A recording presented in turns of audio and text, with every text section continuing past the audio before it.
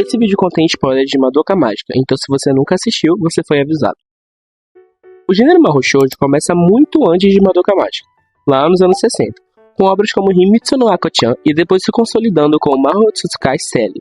E é importante entender o contexto. Naquela época, o Japão ainda estava se reconstruindo do pós-guerra, e a indústria de mangá e anime ainda era muito dominada por homens.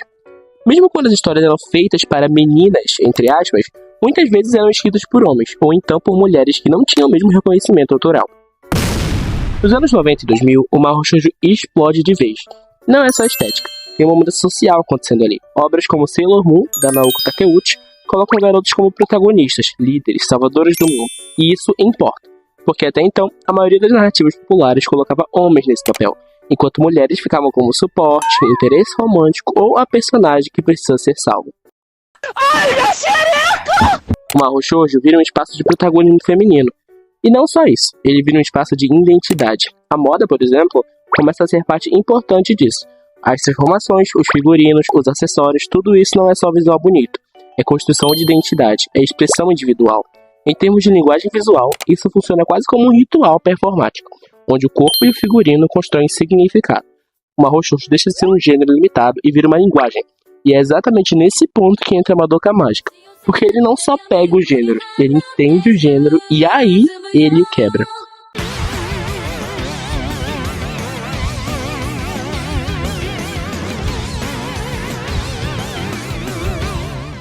Madoka Kaname é só uma garota comum. Ela tem uma família tranquila, uma rotina simples e amigas.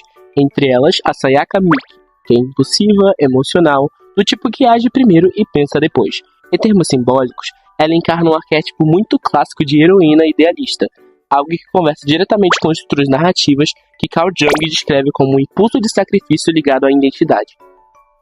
Até que um dia, tudo muda. A Madoka encontra uma criatura estranha, um bichinho branco com olhos vermelhos, aparência fofa, chamado Kyuubi, famoso pet mágico. Ele faz uma proposta simples. Eu posso realizar qualquer desejo seu, em troca você se torna uma garota mágica. E tipo, quem não aceitaria, né? Só que o anime começa a dar sinais de que tem alguma coisa errada. Primeiro, aparece a Homura Ken. A Homura surge do nada, fria, distante, e ela não tá ali pra ajudar ninguém. Muito pelo contrário, ela tenta impedir a Madoka de sequer se envolver com aquele bicho mágico. E isso já quebra uma expectativa muito grande do público, porque normalmente, em histórias assim, a garota mais experiente vira uma mentora. Aqui, ela parece quase uma antagonista, é uma inversão de linguagem, quase como uma quebra de montagem clássica, algo que lembra princípios de tensão construídos por Seiji Weinstein, onde o choque entre a expectativa e a imagem cria significado. E é nesse ponto que a Madoka e a Sayaka conhecem a Mami Tomoe. Mami Tomoe é exatamente o que você espera de uma garota mágica. Elegante, confiante, poderosa, ela luta como uma postura quase teatral. As batalhas dela são bonitas, coreografadas, cheias de show. É tudo muito encantador. E é aqui que entra uma das coisas mais únicas do anime. As lutas não acontecem em cenários normais, elas acontecem dentro de labirintos completamente surreais, cheios de colagens, texturas, recortes, quase como se fossem feitos à mão. Visualmente, isso remete a movimentos como o surrealismo e a colagem dadaísta, criando um contraste direto entre o mundo real e o mundo psicológico. Não são só cenários, são estados mentais materializados. Ainda assim, tudo parece sob controle, só que aí acontece. Durante uma luta, tudo segue como sempre. A Mami tá no controle, elegante, confiante, até que em questão de segundos, sem aviso nenhum, ela simplesmente tem a sua cabeça arrancada, de forma brutal, rápida e seca. E nesse momento, tudo perde o brilho. Não é só a história que muda, o anime inteiro muda junto. A partir dali, Madoka Mágica deixa de ser uma fantasia e começa a virar um pesadelo. Sayaka entra em choque, a Madoka entra em choque e até a gente entra em choque. É nesse momento que a gente percebe que Madoka Mágica não é igual a nenhum Mahou Shoujo que já foi feito. Após a morte da Mami e depois de o anime mudar totalmente de direção, as meninas passam por maus bocados. É muita depressão, sofrimento, depressão, sofrimento e depressão e sofrimento. E, bom, a Kyoko surge. A presença dela é quase como um choque direto com tudo que a Sayaka representa. A Kyoko e a Sayaka é como se fossem opostos inicialmente. A Kyoko é mais agressiva, mais impulsiva, mas ao mesmo tempo muito mais pragmática. Ela não luta por justiça, nem por idealismo. Ela luta por sobrevivência. Diferente da Sayaka, que acredita em heroísmo, a Kyoko trata o sistema como ele realmente é, um jogo de troca. Ela não se importa em salvar pessoas, ela se importa em derrotar bruxas, para conseguir as Rift Seeds e purificar a própria Soul Gem. E visualmente, isso também reflete nela. Enquanto a Sayaka ainda carrega aquela estética mais heróica, mais limpa, mais alinhada com o ideal clássico de garota mágica. A Kyoko é mais crua, mais desorganizada, mais direta. Até a forma como ela luta é menos coreografada e mais agressiva. Ela é muito...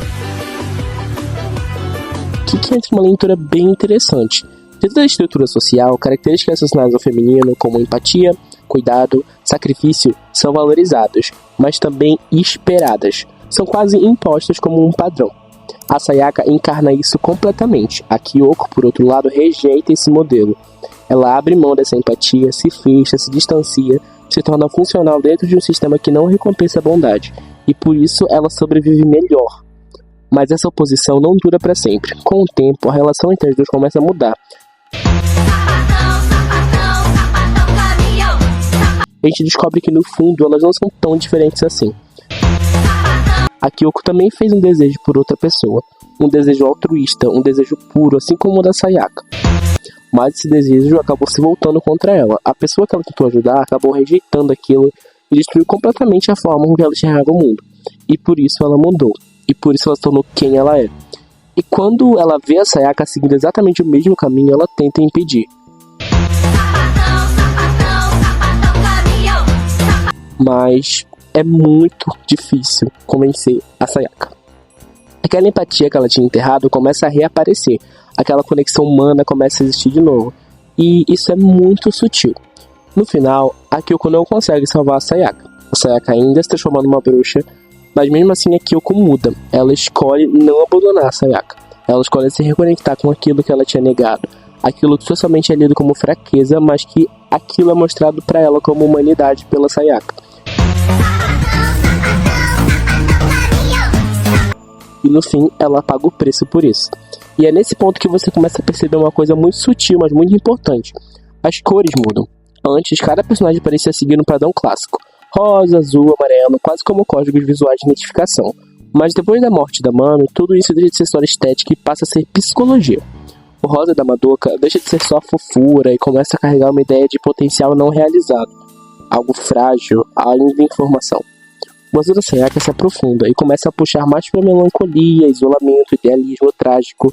Na psicologia das cores, o azul muitas vezes representa estabilidade, mas aqui ele é distorcido até virar rigidez emocional. E o amarelo da Mami desaparece, e junto dele a sensação de segurança também desaparece.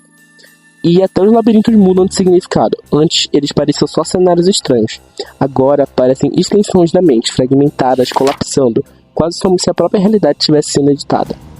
E é nesse ponto que o anime deixa uma coisa muito clara. Isso nunca foi um acordo, foi um pacto. E é aqui que o anime revela a sua ideia inicial. As garotas mágicas se tornam bruxas, ou seja, o ciclo é inevitável. Esperança vira desespero e esse desespero vira energia.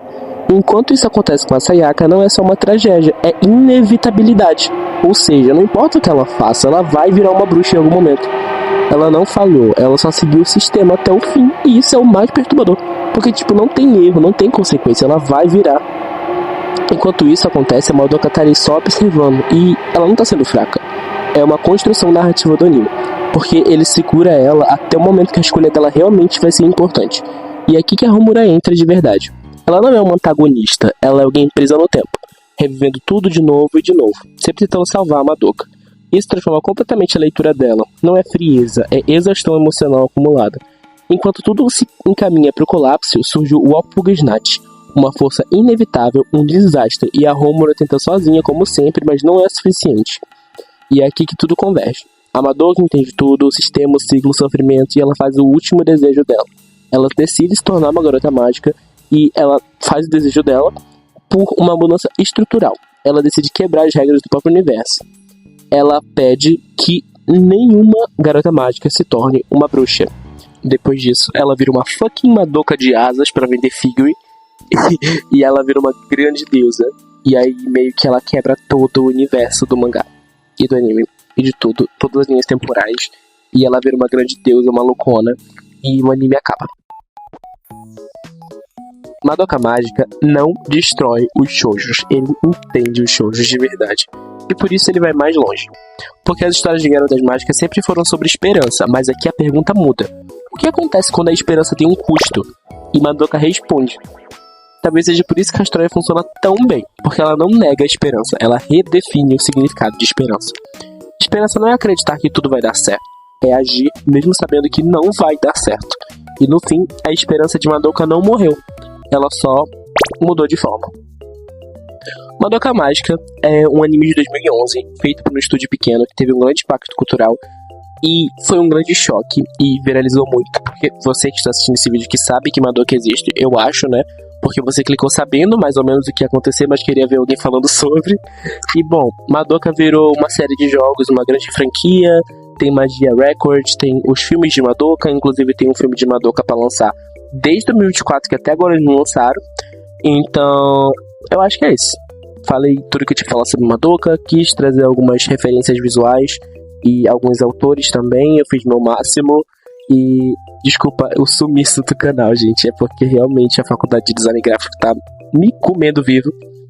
Mas é isso, vou tentar trazer mais vídeos, vou tentar fazer um pouquinho de uma frequência um pouquinho maior, né, aparecer aqui pelo menos uma vez no mês.